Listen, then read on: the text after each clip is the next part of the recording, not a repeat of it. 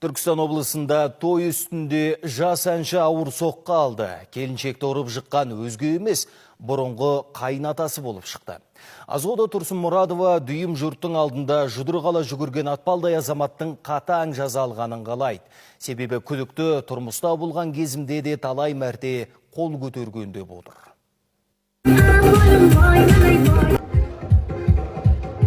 Желіге тараған бұл жағдай Сайрам ауданында болған. Тойшыл қауымның алдында алаңсыз ән шырқап тұрған Азода Тұрсынмұрадованы қонақтардың бірі ұрып құлатады. Қатты соққыдан миы шайқалған жәбірленуші жұдырық сілтеген бұрынғы қайынатам деп отыр.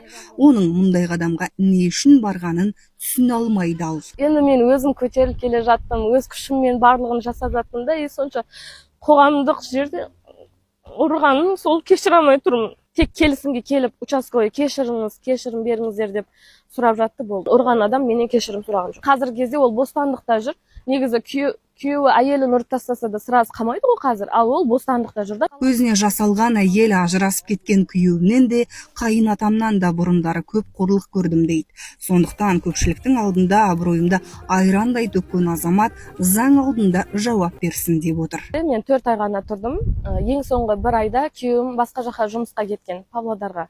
Сол 1 айда мен қасында күйеуім болмады. Сол кезде ішіп келіп, мені ұрсып ұрған. Менің балам сенің атыңнан кредит алуына сен себепшісің деп мені ұрсып ұрған болатын. Шапалақпен. 2 қабат кезінде ішімнен теуіп ұрып 12 рет ұрған күйеуім. Мен шыдай алмадым, ағамды шақырып кетіп қалған өзім. Қазір полиция қылмыстық іс қозғаған, оқиғаның мән-жайы тергеу барысында белгілі болмақ.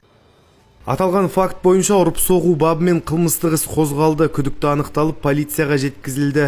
Барлық мән-жайды анықтауға бағытталған қажетті шаралар жүргізілуде. Тергеу нәтижесі бойынша тиісті шешім қабылданатын болады. Жас әнші жылы жабылама деп қорқады, өйткені бұрынғы күйеуін қоқан лоққы көрсетуге көшті дейді. Полицияның тергеуге емес кешірім беруге шақырып жатқаны көңіліне күдік ұялатқан. Назерке Күбасова. Алмай жатырмын. Мен хабарландыру дедім жаңалықтардың соңында.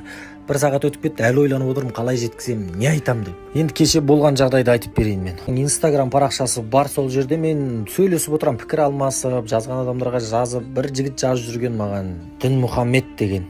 Пассажир алғашан ойнайды, осындай деп. Сонымен пікір алмасып жазып жүргенбіз. Bir кезде кеше маған бір сурет жіберді, аға мен осындай баламын деп. Мен не істерімді білмей қалдым, не жазарымды білмей қалдым. Көмектесе аласыз ба деді. Ол жағдай енді білмеймін, өте ауыр, кәдімгідей қабылдадым, мен қатты қабылдадым, аяқ асты өйткені күтпедім мен осындай баламын деп кеп тұрғанда, жап-жас 16 жастағы бала.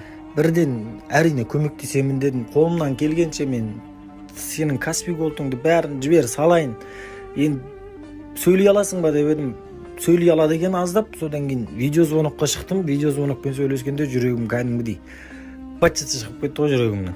Сондықтан достар, бір қазақтың баласына тамшыдай болсын көмектесейікші. FIFA ойнап жүргендер бір күн FIFA ойнамай қояйық, суши жеп жүргендер бір күн суши жемей қояйық, ставка қойып жүргендер бір күн ставка қоймай қояйық. Жалпы бір күн бір нәрсені қысқартып, Димаштың еміне үлкен бір көмек жасап берейікші. Негізі садақа деген саған келе жатқан қауіптің бетін қайтарады екен. Саған келе жатқан жамандықты тоқтатады екен. Сондықтан да достар, Димашқа да өздеріңізге де бір үлкен жақсылық жасасаңыздар.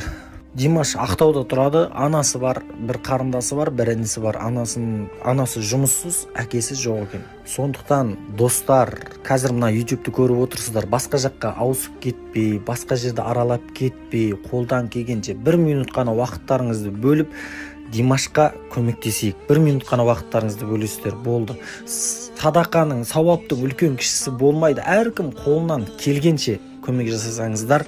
Мына жерде Димаштың өзінің анасы голды осыған жіберсеңіздер. Біз 10 мыңбыз деп мақтанғанымыздан ешқандай пайда жоқ, ешқандай қайыр жоқ шығар, бір қазаққа көмектесе алмасақ. Сондықтан да Димашқа көмектесейік. Қайта өтінбей қояйын, мен сіздерге сенемін, барлықтарыңыз жүректеріңізде жылуы бар, жанашырлық бар. Себебі сіздер қазақсыздар. Қазақтың қанында бар бір-біріне көмектесу деген. Димаш бауырымызға Алла тағала жар болсын, шипа берсін. Ал Димашқа көмектескендерге Алла разы болсын. Рахмет.